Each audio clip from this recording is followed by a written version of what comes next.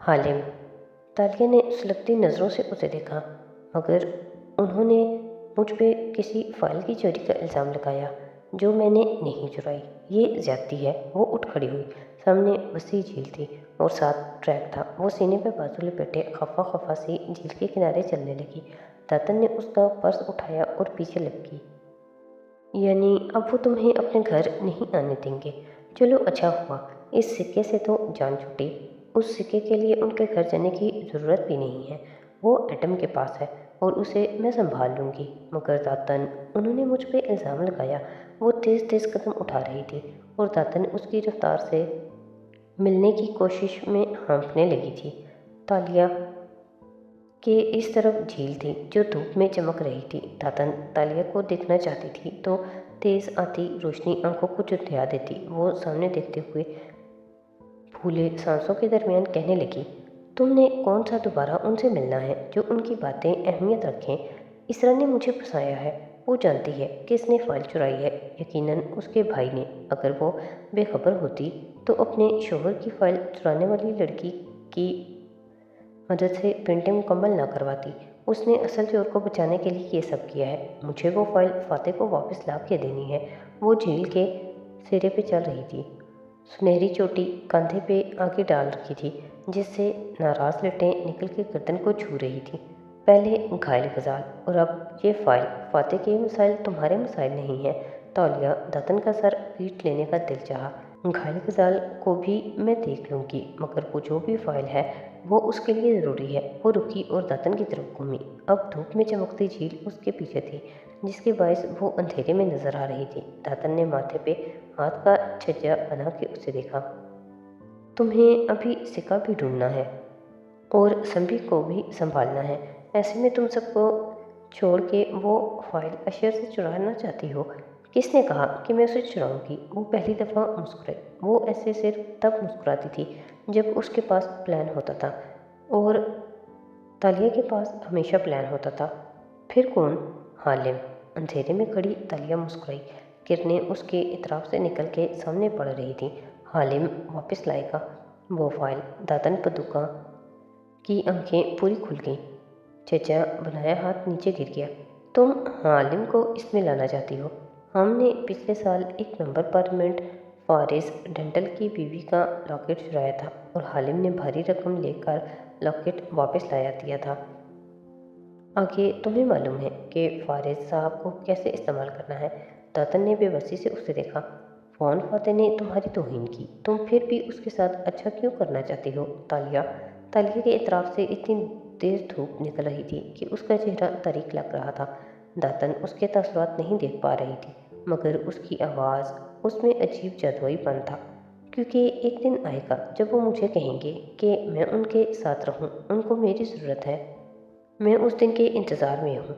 वो वादा निभा रही हूँ जो अभी उन्होंने मुझसे लेना है, वो कह रही थी, और अकब में सूरज की किरणें झील के पानी पे रक्स कर रही थी, गोया सोने का चमकता हुआ ढेर हो जो हद्दे निगाह तक फैला हो। 2 दिन से छाई गंदली धुंध अब छट रही थी और दिन तुलू हो रहा था। मलेशियन पार्लियामेंट की इमारत में एक ऊंचा टावर था जो एक ज़माने में शहर का बुलंद तरीन टावर हुआ करता था। ये माले करेंसी के सिक्के पे भी नक्श किया है, मगर कम लोग जानते हैं कि ऊंचे टावर में सिर्फ वर्कर्स के ऑफिस वगैरह हैं, और उसके साथ जो बज़ाहिर छोटी टेंटनुमा इमारत बनी है, पार्लियामेंट और सेनेट के ईवान, दरअसल उसमें मौजूद है। इस वक्त वन फतेह पार्किंग में रुकी कार से बाहर निकल रहा था। ग्रे सूट में मलबूस, बालों को दाएं तरफ जमाए, वो असली मुस्कुराहट चेहरे पे सजाए हुए था। मेरी कॉफ़ी का दूसरा मग कहाँ है? उस्मान से छूटते ही पूछा तो उस्मान गड़बड़ा गया। सॉरी सर, ये अब्दुल्ला की ड्यूटी है और वो पहुंचा नहीं है अभी तक। तो एडम कहाँ है? फातिह ने सिर्फ आबरू उठाया, ना गुस्सा ना उकताहट। सर, वो भी शायद छुट्टी पे। Very poor management. वो गैर गुस्से के तबसरा सा किया और आगे बढ़ गया। सामने ही सूट और रिवायती लिबास टोपियों में मौजूद अफराद इमारत में दाखिल होते नजर आ रहे थे। फतेह को देखते ही बहुत से उसकी तरफ बढ़े। वो भी मुस्कुराता हुआ उनके करीब आया, सर के खम से सलाम का जवाब दिया। अक्सरियत मेंबर्स पार्लियामेंट की थी। वॉन फतेह, आपके घर सुना है चोरी हो गई। कोई कागजात वगैरह थे? पुलिस में रिपोर्ट की? अल्लाह करे ज़्यादा नुकसान न हुआ हो। फातिह की मुस्कुराहट बरकरार रही। सर के खम के साथ शुक्रिया, ज़्यादा मसला नहीं है, कह के आगे बढ़ गया। जैसे ही इमारत के अंदर लिफ्ट तक पहुंचा, उसकी मुस्कुराहट गायब हुई और कदरे बरहमी से वो उस्मान की तरफ पलटा। ये बात सारी दुनिया को कैसे मालूम हुई? पता करता हूँ सर। वो फौरन वापस दौड़ा और फातिह ने सर झटकते हुए लिफ्ट का बटन दबा दिया। माले पार्लियामेंट के साथ बने ऊंचे टावर में अपोजिशन पार्टीज को जो फ्लोर मिले थे वो 13वें और 14वें थे, जिस बात का अक्सर मजाक बनाया जाता था क्योंकि ये बदकिस्मत नंबर समझे जाते हैं। ऐसे ही एक बदकिस्मत फ्लोर पे वो अपने ऑफिस में दाखिल हुआ ही था कि उस्मान वापस आया। अभी आधा घंटा कबल वो हाँफ रहा था।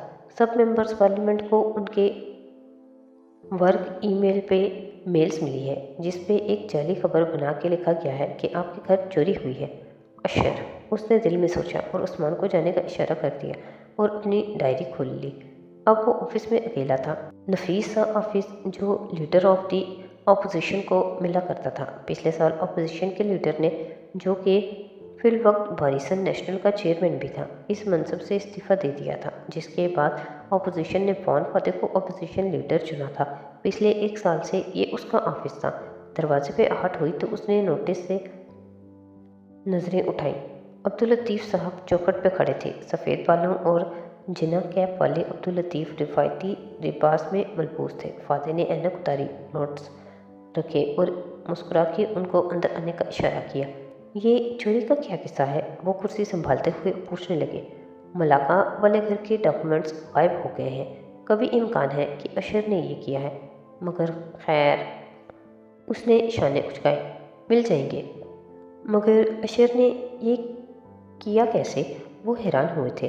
खिड़की के ब्लाइंडर्स बंद होने के बायस ऑफिस में नीम अंधेरा सा था, मगर फातिह का चेहरा फिर भी रोशन दिखाई देता था। 1849 में एक आदमी होता था अमेरिका में, विलियम थॉमस नाम का। वो मुस्कुराते हुए गोया हुआ, बज़ाहिर बड़ा कीमती लिबास पहने मुतासिर कुन लगता था। एक दिन वो सड़क पे आया और एक एक शख्स को रोक के पूछने लगा, क्या आपको मुझ पे इतना कॉन्फिडेंस है कि आप कल तक के लिए अपनी घड़ी मेरे पास रखवा दें? ये इतना डायरेक्ट सवाल था जिसका ताल्लुक एक इंसान की इज़्ज़त नफ्स से था कि बहुत से लोगों ने लिहाज में उसको अपनी घड़ी दे भी दी। वहाँ से एक खेल का नाम कॉन्फिडेंस गेम या कौन गेम पढ़ा, और ऐसे आदमी को कॉन्फिडेंस में या कौन मैन कहा जाता है। कौन आर्टिस्ट बहरूपिया वो आदमी होता है जो इस चीज़ को इस्तेमाल करता है जिस पे उनके शिकार का मुकम्मल भरोसा होता है, और गहरी सांस ली। इस तरह हर दूसरे आर्ट कलेक्टर या आर्टिस्ट से बहुत जल्दी मुतासिर हो जाती है। इसलिए अशर ने हमारी ज़िंदगी में एक ऐसी शोबे से ताल्लुक़ रखने वाली शख्स को दाखिल किया जिस पे ये चोरी की। मर्द है या औरत? उन्होंने हैरत भरी दिलचस्पी से पूछा। मैं उसके पीछे इसके बारे में यूँ बात नहीं करना चाहता। जो भी है, अपने किए की सज़ा उसको मिल जाएगी। वो बेनियाज लगता था, और अगर कागजात ना मिले? उनको तशवीश हुई। अल्लाह मालिक है, मैं कोई और हल निकाल लूँगा, और फिर मैं कहाँ इन चीज़ों से हार मानता हूँ। अब्दुल लतीफ़, वो अभी कुछ और भी कहने जा रहा था कि दरवाज़ा ज़रा सी दस्तक से खुला। दोनों ने चौंक के उस तरफ देखा, फिर दोनों के चेहरे पे मुस्कुराहट बिखर गई।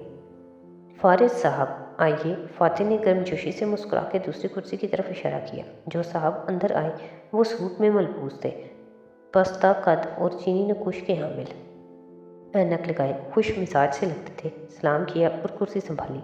मैंने आपके घर में चोरी का सुना फातिह। वो तशवीश से बैठते साथ ही बोले, पुलिस कार्रवाई कर रही है क्या?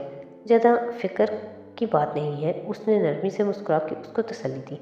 आप मुतमईन लग रहे हैं, लेकिन मैं मानता हूँ कि आप अंदर से परेशान हैं। लेकिन आप ठहर लीडर कभी कमज़ोरी जाहिर नहीं करते। बहरहाल, आपने किसी इन्वेस्टिगेटर को हायर करने का सोचा है? यकीनन आप अपने घर पुलिस वालों का दाखिला पसंद नहीं करेंगे। मैं हैंडल कर लूँगा। वो नरमी से बात कर रहा था। यूँ लगता था फारिस साहब की बहुत इज्जत करता है। पिछले साल मेरी बीवी का एक कीमती लॉकेट चोरी हुआ था, उसकी नानी की निशानी, वो भी भरी पार्टी में से। मुझे किसी ने इस स्कैम और फ्रॉड इन्वेस्टिगेटर का बताया था, तो मैंने उससे रब्ता किया। उसने चंद घंटों में बरामदगी कर दी। चोरी के लिए پہلے چند گھنٹے بہت اہم ہوتے ہیں، اگر آپ چاہیں تو میں آپ کو اس کا نمبر دیتا ہوں۔ میرا خیال ہے اس کی ضرورت نہیں ہے۔ ویسے بھی پرائیویٹ انویسٹیگیٹرز پہ مجھے اتنا اعتماد نہیں ہے۔ مجھ پہ تو ہے نا، میں اس آدمی سے کام لیا ہوا ہے، انتہائی ذہین اور شاطر ہے، تھوڑا گھمنڈی اور مغرور بھی ہے، پیسے بھی کافی لے گا، لیکن اس کی مہارت کے اتنے پیسے تو بنتے ہیں۔ فاتح صاحب، وہ مصر ہوئے۔ اگر ضرورت پڑی تو میں آپ کو بتاؤں گا۔ اس نے رسان سے بات کو ٹال دیا۔ فارض ڈینٹل باہر آئے اور فون پہ ایک نمبر ملا کے کان سے لگایا۔ حالم، میں نے تمہاری طرف ریفر کیا ہے وان فاتح کو، مگر مجھے نہیں معلوم وہ رابطہ کرتے ہیں تم سے یا نہیں۔ اب تک چوری کی خبر اتنی پھیل چکی ہے کہ بہت سے انویسٹیگیٹرز ان سے رابطہ کر کے ان کو اپنا کلائنٹ بنانے کی کوشش کریں گے۔ تمہارا احسان تھا مجھ پہ، میں نے اتنا ہی کر سکتا تھا۔ پیشانی کو مسلتے ہوئے مایوسی سے کہہ رہے تھے۔ خیر، مجھے کون سا کلائنٹس کی کمی ہے؟ جواب میں حالم کا اکھڑ لہجہ سنائی دیا تھا۔ میں تو آپ کے لیے کہہ رہا تھا، جب وان فاتح کا مسروقہ مال برآمد کر کے دوں گا تو وہ آپ کے ہی مقروض ہوں گے، ورنہ مجھے کیا؟ کھٹاک سے فون بند ہو گیا۔ فارض صاحب نے گہری سانس لے کر فون کان سے ہٹایا۔ مغرور اور گھمنڈی حالم، وہ کبھی نہیں بدل سکتا تھا۔ وہ کوالالمپور کا ایک مصروف بازار تھا، درمیان میں پتھریلی روش تھی جس پہ خریدار چلتے دکھائی دے رہے تھے۔ ایسے میں ایک دکان کے آگے چھتری تلے کرسیاں میزیں لگی تھیں، جن میں سے ایک پہ تالیہ بیٹھی تھی اور ابھی ابھی اس نے کہہ کے فون بند کیا تھا۔ داتا نے ناپسندیدگی سے اسے دیکھا۔ اگر حالم اپنے سابقہ کلائنٹ کو تھوڑی خوش اخلاقی دکھا دے تو حالم کا کیا جاتا ہے؟ کس خوشی میں؟ حالم کا مارکیٹ میں کوئی امیج ہے، کوئی ڈراپ ہے، اسے ختم تھوڑی کرنا ہے۔ وہ نروٹھے پن سے بولی۔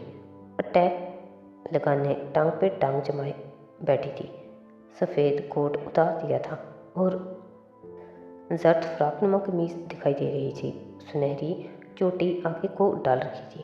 خیر، میں نے ای میلز کر کے 10 منٹ میں ساری پارلیمان میں چوری کی خبر پھیلا دی تھی۔ فارض سمجھا ہوگا کہ حالم کو بھی اسی طرح اڑتے اڑتے خبر ملی ہے اور وہ کلائنٹ بنانا چاہ رہا ہے۔ کیا کہہ رہا تھا وہ؟ فاتح پھنس گیا۔ دیکھتے ہیں، وہ پر امید تھی، پھر کھڑی دیکھی۔ ایڈم آنے والا ہوگا، تم اب جاؤ اور کام شروع کرو۔ ہمیں معلوم کرنا ہے کہ کس نے فائل چرائی ہے۔ ابھی تو فاتح نے ہمیں ہائر ہی نہیں کیا۔ کہا نا، مجھے وہ وعدہ نبھانا ہے جو اس نے مجھ سے کبھی مستقبل میں لینا ہے۔ جاؤ موٹی، کام شروع کرو۔ داتن ناک سکیڑ کے اٹھ کھڑی ہوئی اور بیگ اٹھا لیا۔ یہ وہ پہلا کیس ہوگا جو حالم ایمانداری سے حل کرے گا، کیونکہ پچھلے ہر کیس میں حالم خود ہی چور ہوتا تھا۔ چڑھانے کو بولی، مگر تالیہ نے اثر نہیں لیا، بس میز پہ رکھا سفید ہیٹ اٹھا کے سنہری بالوں پہ رکھ دیا اور چہرے کے سامنے اخبار پھیلا لیا، گویا اب وہ چند منٹ یہاں سناٹا چاہتی تھی۔ چہ تالیہ، زیادہ دیر نہیں گزری جب ایڈم کی آواز پہ اس نے اخبار ہٹا کے دیکھا۔ وہ سادہ پینٹ شرٹ میں ملبوس تھا، ہاتھ میں شاپنگ بیگ اٹھائے سامنے والی کرسی کھینچ رہا تھا۔ کن پٹی پہ پسینے کے قطرے تھے، گویا دھوپ میں چل کے آ رہا ہو۔ تم نے اس بازار میں ملنے کے لیے کیوں کہا؟ تالیہ نے ایک نظر شاپنگ بیگ پہ ڈالی جو اس نے میز پہ رکھ دیا تھا۔ دراصل میں یہاں آیا ہوا تھا، اگر کہیں دور ملتا تو بس کا کرایہ بہت لگ جاتا۔ وہ سادگی سے کہہ کے بیٹھ گیا، چہرے پہ شفاف سی مسکراہٹ تھی۔ میری جاب ختم ہو گئی آج، چہ تالیہ۔ آج کیوں؟ وہ چونکی، ابھی تو 2 دن رہتے تھے، کیونکہ عبداللہ واپس آ گیا ہے۔ خیر، میرے نزدیک تمہارے 11 دن ابھی ختم نہیں ہوئے، تمہاری جاب جاری ہے۔ وہ ٹیک لگائے سر پہ ترچھا ہیٹ رکھے مسکرا کے بولی۔ اوکے، وہ ہلکا سا مسکرایا۔ اب مجھے کیا کرنا ہوگا؟ وہ پرجوش اور متجسس تھا، تابعدار سا تابعدار۔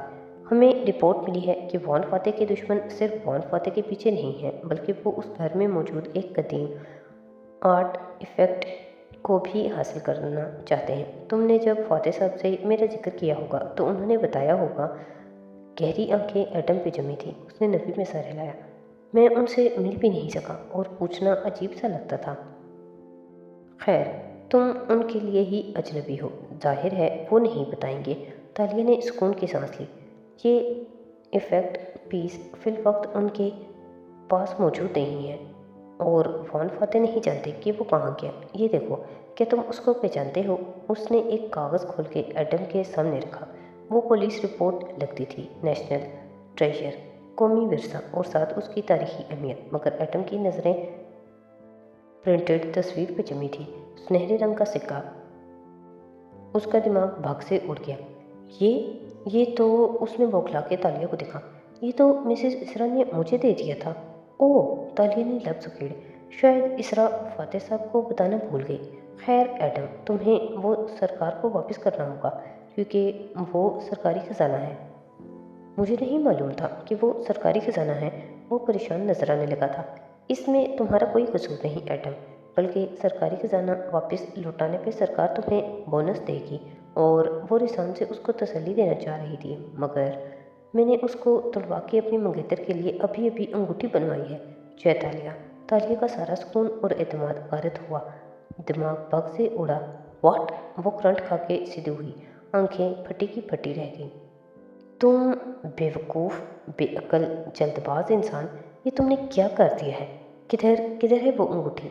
फिर उसने खुद ही शापर मेज से झपटा और खोला, डब्बे के अंदर से अंगूठी निकाली, उंगलियों में टटोल के उसे देखा। उसने तुम्हारे सामने सिक्के को पिघलाया।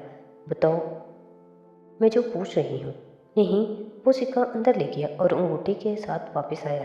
डिज़ाइन मैंने उसे बता दिया था। फातिमा को उसके वालिद ने बचपन में, मगर तालिया की उसकी लव स्टोरी में कोई दिलचस्पी ना थी। वो तेज़ी से उठी। कहाँ है वो शॉप? यहीं करीब में है। मगर अब क्या होगा चैतालिया? वो परेशानी से खड़ा हुआ। मेरे साथ आओ। एक हाथ में पर्स उठाया, दूसरे में अंगूठी दबोची और जारहाना अंदाज में आगे बढ़ गई और उसके पीछे लपका। बाजार में रश बढ़ता जा रहा था, धूप की हिद्दत में भी इजाफा हो रहा था।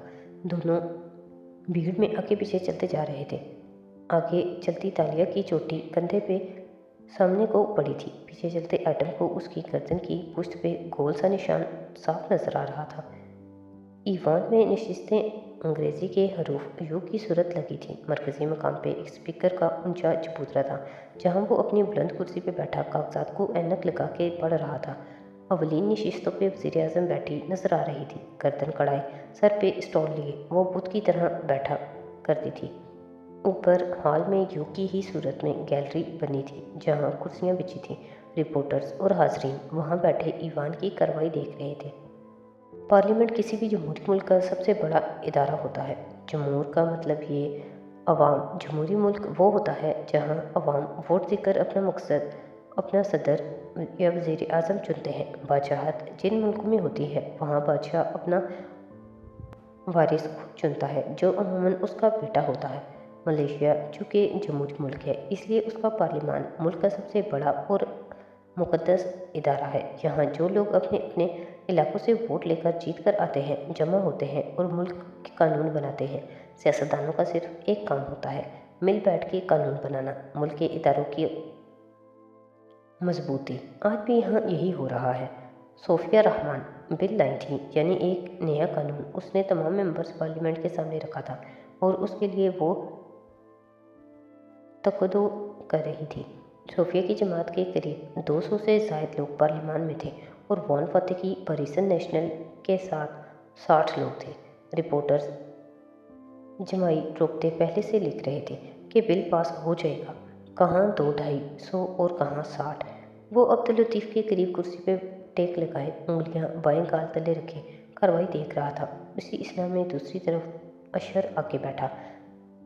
मैंने पार्लियामान में आते ही सुना कि आपके घर चोरी हो गई है, काका ने भी बताया। तशवीश से उसकी तरफ झुके वो बोला तो फातिह ने सिर्फ एक गहरी नज़र उठा के उसे देखा। Who cares? वो सामने देखने लगा। अशर अलबत्ता अभी तक तशवीश से उसे देख रहा था। उम्मीद है ज़्यादा नुकसान नहीं हुआ होगा। वान फातिह ने जवाब नहीं दिया। वो उठ खड़ा हुआ, माइक दुरुस्त किया। उसकी तकरीर का वक्त हो चुका था। अशर ज़ेरे लब मुस्कुरा दिया। जनाब स्पीकर, मुझे कुछ कहना है। सूट में मलबूस मध्यम मुस्कुराहट लिए वो दराज कद और स्मार्ट सा आदमी कहने लगा। हुकूमती अरकान को चाहिए कि वो तहम्मुल रखें, मैं उनको बोर नहीं होने दूंगा। हाल में कहका गूंजा, दिलचस्पी बढ़ी तो जो उनकी जानिब मबजूल हुई। कल मुझे किसी ने कहा कि आज इस बिल को 250 वोट मिल जाने हैं, तो हम 60 अपोजिशन अरकान के नाम में वोट करने का क्या फ़ायदा? वो गर्दन घुमा के पूरे हाल को देखते हुए कह रहा था। मैं मलेशिया के लोगों को आज एक बात बताना चाहता हूँ। मेरे लोग जब भी एक बड़े عدد کے مقابلے میں چھوٹے عدد کی مخالفت دیکھتے ہیں تو سوچتے ہیں کہ ان چند لوگوں کی ہاں یا نہ سے کیا فرق پڑتا ہے۔ یہ غلط سوچ ہے، کیونکہ مخالف عددی نہیں، اصولی ہوتی ہے۔ ہم لوگ صوفیہ رحمان کے اس قانون کے خلاف ووٹ اس کو ہرانے کے لیے نہیں ڈال رہے۔ ہم اپنا اختلاف، اپنا احتجاج ریکارڈ کروانے آئے ہیں۔ ہم تھوڑے ہیں، مگر ہم نام میں ووٹ دے کر سارے ملک کو پیغام دینے آئے ہیں کہ یہ جو ہو رہا ہے یہ غلط ہے۔ ہمارے رسول صلی اللہ علیہ وسلم نے ہمیں یہی سکھایا ہے کہ اپنی کم تعداد سے گھبرائے بغیر ہم نے غلط کو غلط کہنا ہے، اور اگر ہم یہ کہنا سیکھ لیں تو ہم میں سے ایک ایک مخالف کے دس دس پہ بھاری ہوگا، کیونکہ صوفیہ رحمان صاحبہ صرف اپنی اور اپنے والد کی کرپشن چھپانے کے لیے حال میں شور گونجنے لگا۔ تادیبی فکرے نعرے وان فاتح بھی مزید اونچا بولنے لگا، اور اپنی چوری کو بچانے کے لیے حکومتی ارکان جگہوں سے کھڑے ہو گئے۔ روز نت نئے بل لے آتی ہیں تاکہ لوگوں کو بیوقوف بنا سکیں۔ لوگ کھڑے کھڑے ڈیسک بچانے لگے، جس کا مطلب احتجاج تھا۔ فاتح کی آواز مزید بلند ہوگی اور گردن پہلے سے زیادہ اونچی۔ مگر پردھان منتری صاحبہ، یاد رکھیے گا، جب تک وان فاتح رامزل زندہ ہے وہ آپ سے آپ کی چوری کا حساب مانگتا رہے گا، اور ایک دن آپ کو اس ملک میں سر چھپانے کی جگہ نہیں ملے گی۔